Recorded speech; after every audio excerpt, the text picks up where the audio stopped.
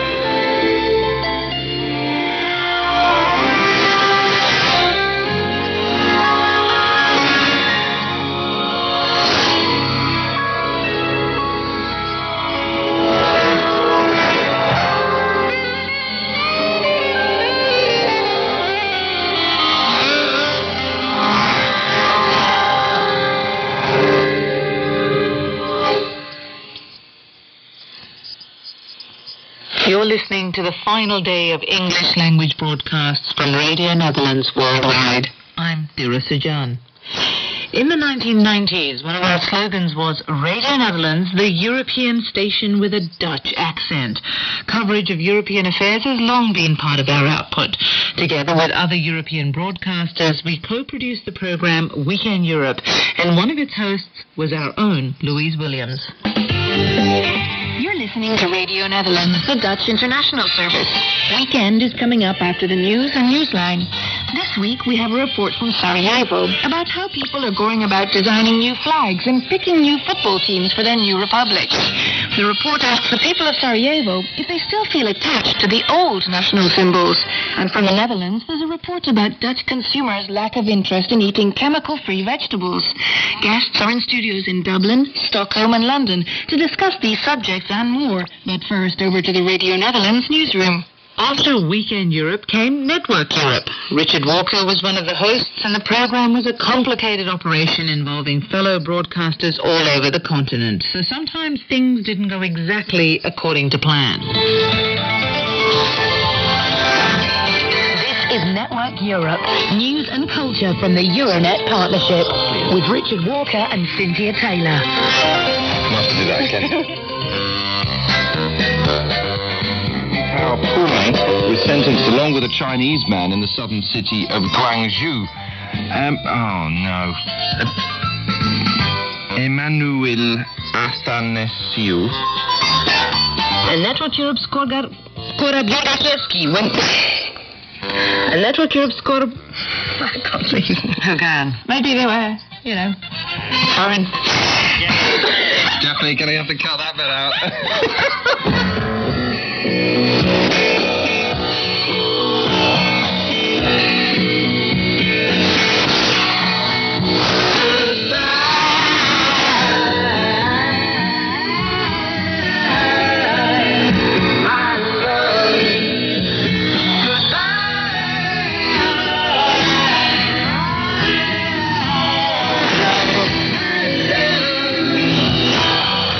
Just a reminder that this is the very last English language program produced by Radio Netherlands Worldwide. And in honor of the occasion, we're doing a speed tour through our archives. We always got a great response from our programs about the quirkier sides of Dutch culture. Our most recent incarnation of this program was Curious Orange, which was hosted by the peppy duo of the Dutch insider Michelle Walraven and the Canadian outsider Ashley Elson. Yep, it's us. Well, yeah, why don't we take a look in the Curious Orange audio vault? I think that's a brilliant idea, Michelle. What were some of your highlights? Well, that's easy. I think for me the highlight was basically the whole trip to Afghanistan that we took to the army. Right? Yeah, highlight all the time. I'm Ashley Elson, the outsider, the airborne Canadian. This week on the show, Afghanistan. Right now, via helicopter. Yeah, there was that was pretty incredible. But our favorite story there, maybe the guy that was searching for roadside bombs. That was pretty impressive. We know the danger, but it's not really worth thinking about danger all the time. Because not then some kind of robot, but I get to switch it off. Yeah, what about, remember those girls who worked in the morgue? And they came back to Afghanistan more than once. After a few hours, the ice will sink into the head. And then it's almost like you have holes in your head. So we have special caps for it. So it looks like the eye is still in there. It was an amazing trip with some really powerful and sad, like that last one, and funny and scary stories. So actually, what stories stick out in your mind? It's really tough to pick just one, but one of the most interesting interviews I did was with a prostitute in Utrecht. You may remember Joey. Oh, Joey, yeah.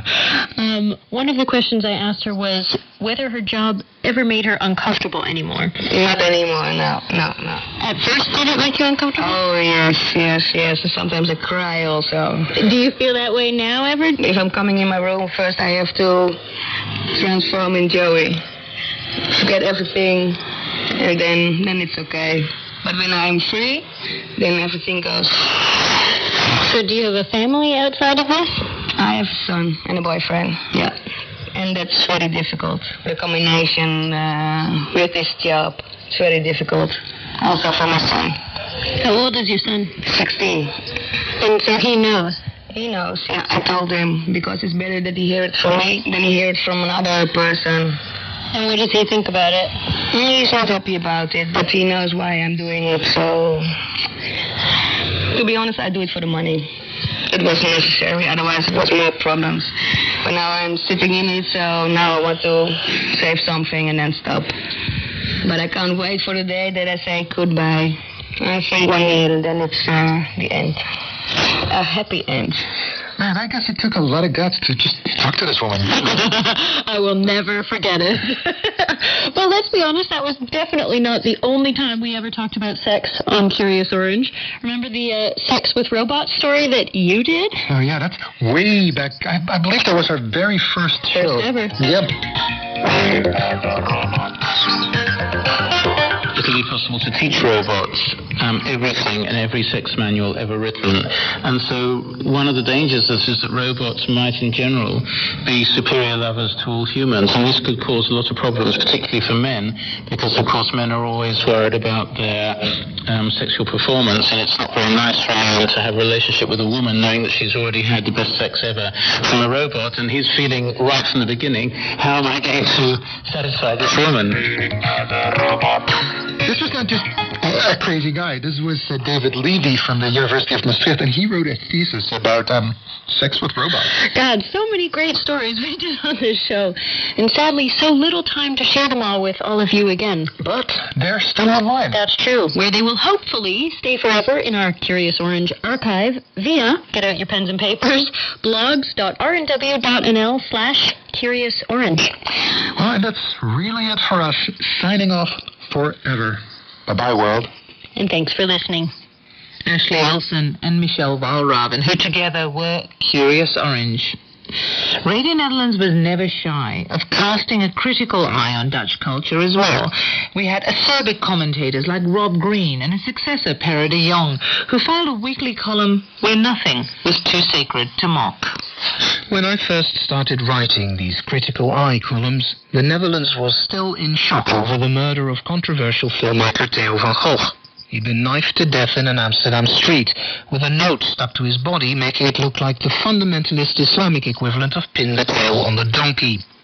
To make matters worse, our then Justice Minister believed the best way to halt such shenanigans was by reviving an ancient blasphemy law and using it against anyone who had anything nasty to say about Allah. All of which gave me the feeling that at that particular point in our history, the traditional Dutch value of free speech was under unprecedented threat. Now, by the end of my run as a commentator, one leader of a Dutch political party had vowed never to speak to Radio Netherlands again unless a column of mine was removed from the internet. And, in an eerie parallel to Theo van Gogh, one of our regular listeners had promised me a knife in the back or worse if I ever had the audacity to travel to her part of the globe. So I guess I must have been doing something right. And I guess that really I should be proud that my radio station is now about to reinvent itself as a bringer of free speech to all parts of the world where it's in short supply. Oh dear, now how do I say this politely? The government that's been behind Radio Netherlands' extreme makeover is also the first Dutch government that's jumped into bed with both the populist PVV and the Christian fundamentalist SGP. About the former, well, as I once suggested, the greatest danger Geert Wilders' lot present is not that they're a one-issue party that bashes Muslims, but that they're not a one-issue party and will go looking for new scapegoats, judges, journalists, Brussels, whenever it proves convenient. And about the SGP, well, surely there's a place in the Guinness Book of Records for a Prime Minister who calls himself liberal, yet is thick as thieves with a party that would bar women from Parliament. I mean, with friends like that, who needs the Taliban? But back to Radio Netherlands, where our great new role as purveyors of free speech doesn't just mean in with the new, but also inevitably out with the old. What I do know is that the new Radio Netherlands has quite a challenge ahead of it, with those remaining on board expected to be living examples of a value that the Netherlands itself has too often been half-hearted about, to say the least. All that's left for me to do is to toast the colleagues who, like me, are going on to other and no doubt greater things, and to wish the latter-day saints who remain here luck. I think we're all going to need it. Pero de Jong.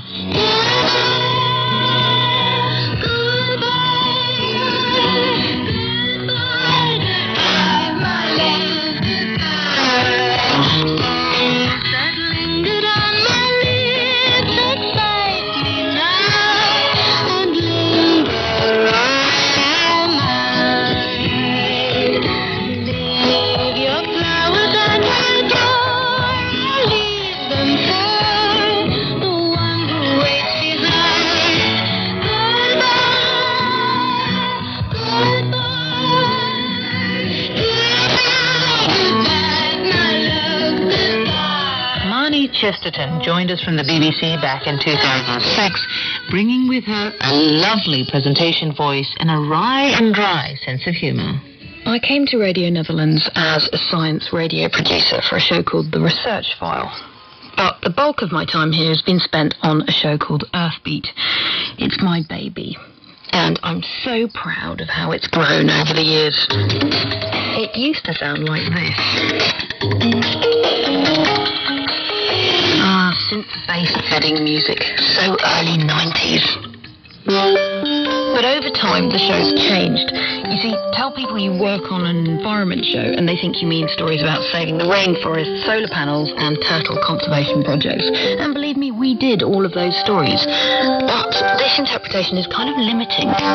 It's a bit predictable, it's a bit worthy, and it's a bit removed from how most of us live.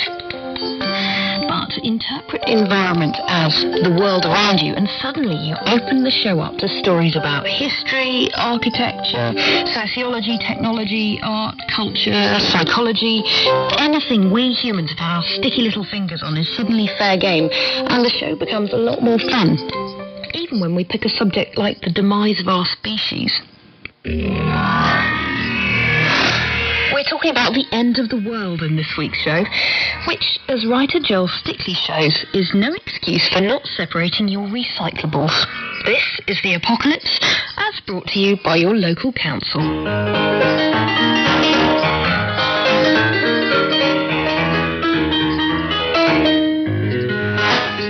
Dear resident, with the complete collapse of human civilization just around the corner, you're probably wondering about the schedule for recycling pickup in your area.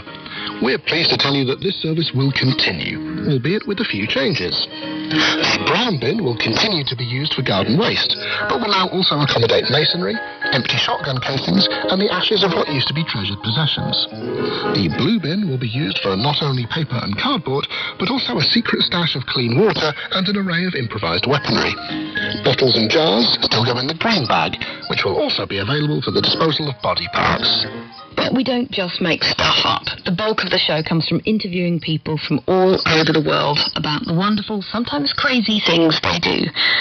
Like Eustace Conway, the last wild American, telling us how living off the land isn't all sweetness and light. I've wrestled deer to the ground myself with my own hands and fought them, stabbing them and being covered in their blood and my blood as we're fighting together, and that severely puts you in touch with your groceries. Or Jasper Lawrence trying to catch a parasite to cure his allergies. I know this sounds eccentric, madman goes to Africa, takes his shoes off and walks around in people's poop. There's a great deal more considered and thoughtful than that. Throughout it all, I've learnt about a host of amazing people out there. They're all looking at how we live and wondering, do we have to do it this way? I wonder, is there another, better way? I hope to listeners that I represented the silent majority on this planet. The billions who probably aren't going to invent some wonderful, better, sustainable way of living, but who, equally, don't want to make too much of a mess for future generations. The key to living better is understanding how we live now, and I'm so pleased I've had the chance to investigate this for 4 happy years. And I'm so sad it's coming to an end. Cue music. I'm off to find a sustainably sourced handkerchief to wipe away the tears. Thanks for listening. This is Marnie Chesterton. It's been a blast.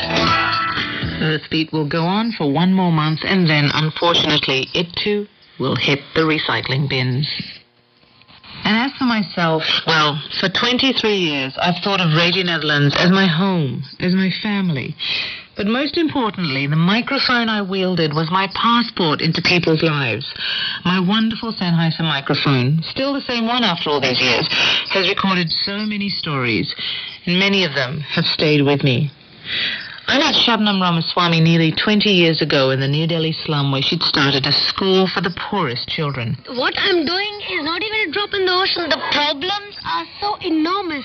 But should that stop a human being from starting? I'm not going to paint a rosy picture.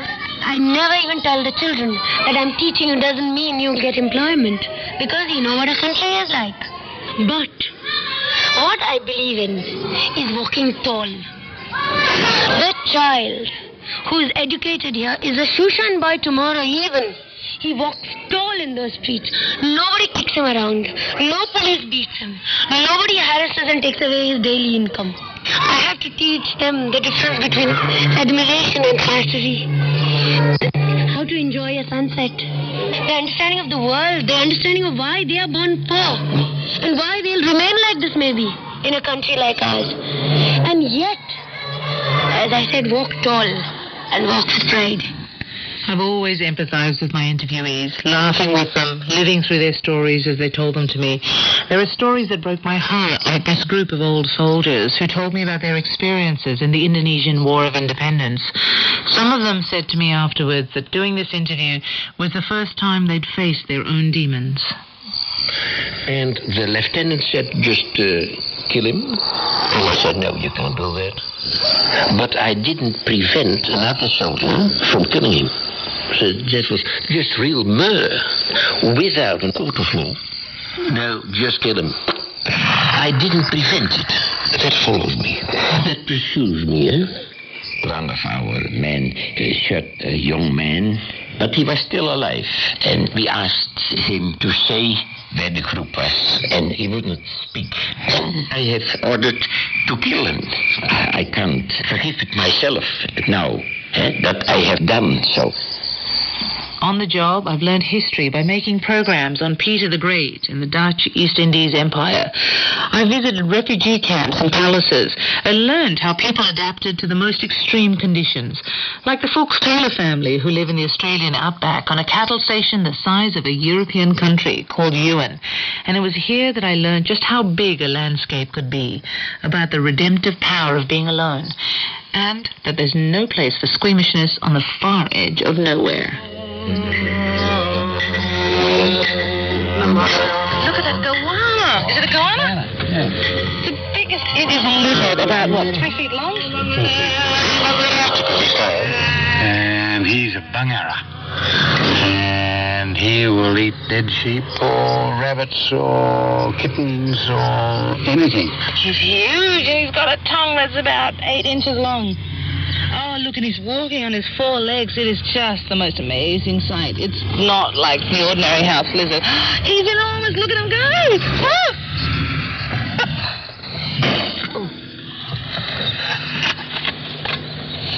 What do you want this kangaroo for? For the cats and dogs.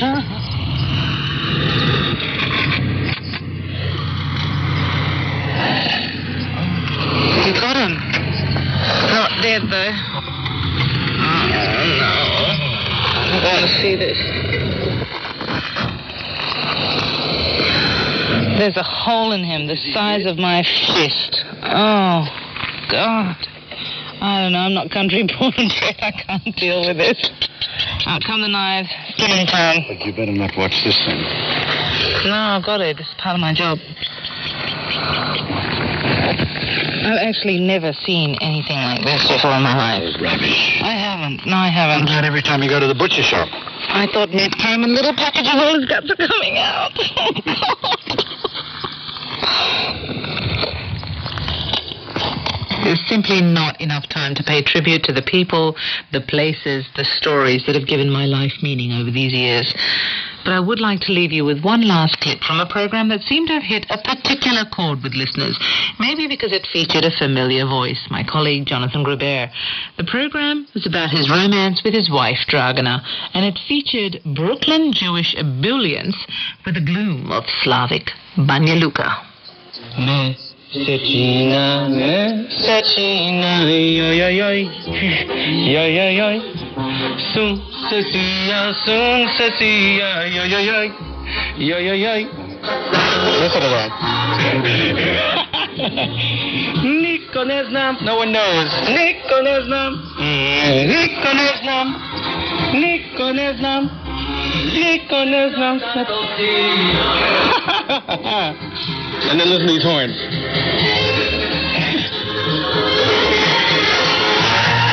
And the Serbs just love this. They love it. And why shouldn't they?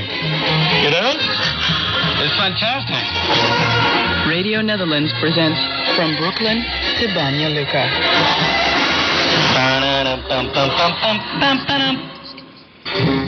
Okay, for instance, if a guy is really sad and he really wants to show the world that he's alive, gets drunk, and then he goes and finds himself a gypsy band and pays them, and then he runs through the streets with a bottle of rakia, which is this plum brandy, very strong. This is following him. Ah, look at me, I'm alive. The whole world hates us. But we're wonderful. And they are. And the whole world doesn't hate them, but they have a Jew complex. Unbelievable. Unbelievable. You'd think the world was persecuting them for 2,000 years. And of course it's not. The world doesn't even know where Serbia is. On a personal note, I want to say that my 23 years here has been a great ride. Thank you, Radio Netherlands, for allowing me to find marvelous stories from around the world. And thank you, listeners, for letting me tell them to you. But before we go, it's important that you know that all these stories we've gathered and shaped into radio programs are not going to simply disappear. Even as we speak, we're busy combing our extensive archives to select the very best of Radio Netherlands programs. They'll be stored for posterity on our site, www.rnw.nl. Please feel free to fish them out, use them as teaching aids, listen to them online or on iPod or whatever new devices will be invented in the future. Because as we know very well here at Radio Netherlands, no one can live without stories. And though most of us will no longer be here in the new incarnation of Radio Netherlands, the stories we've made will never die. Rob Keevitt was responsible for the immense undertaking of delving through our archives for the making of this program, and engineer Rick Kingwell for putting it together. I'm Dira Sajan. On behalf of my colleagues, past and present, I'd like to thank you all for listening and wish you one final goodbye from Radio Netherlands Worldwide.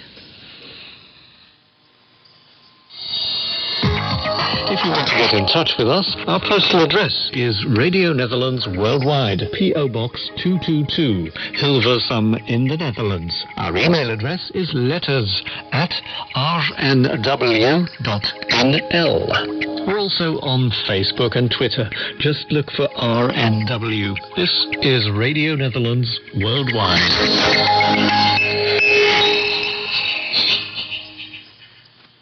We're giving the kind of life we're living.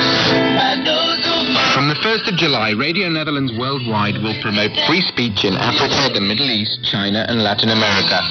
Only on rnw.nl. Raise your hand for freedom. Raise it if you can. Raise it so that everybody understands that all around the world there is a need for us to stand and raise our hands for freedom for every living man.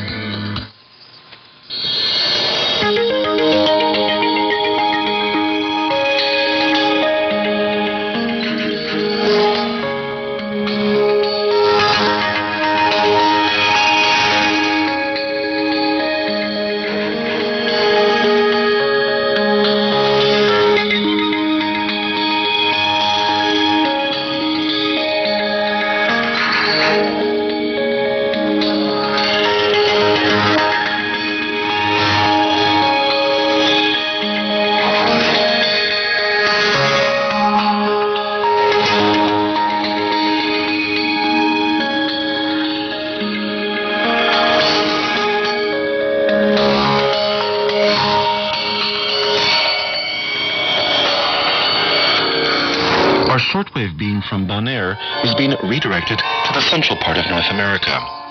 If you can stay with us on 6165 kilohertz, there's another chance to hear our farewell program. But we have to say goodbye to you now if you're listening in the eastern part of North America.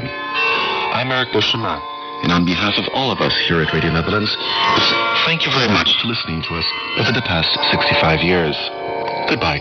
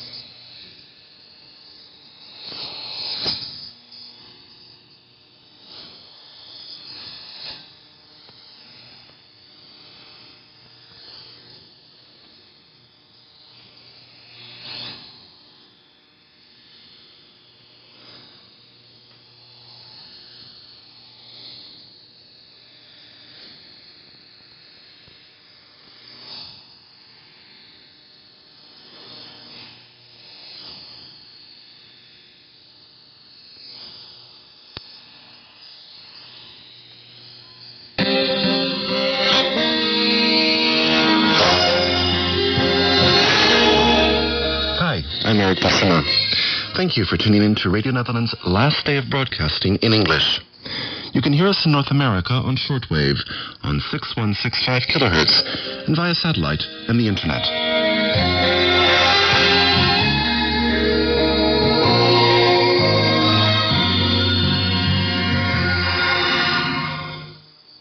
The 29th of June is our final day. Radio Netherlands Worldwide is saying goodbye to you, but we're not going out in silence. After all, we've been talking to you for 65 years, and we'll go on talking until the very end. Hello, glad you could join us. This week on Media Network. You're listening to Radio Netherlands, the Dutch International Service. I'm Ginger De Silva. Thanks for joining us. All the best to the family, and hope to hear from you again. Of a tree in Holland, a happy station prayer to be planted in the... And now we change subject again as we consider the importance of museum connections. So join us on June 29th, the final day of Radio Netherlands Worldwide.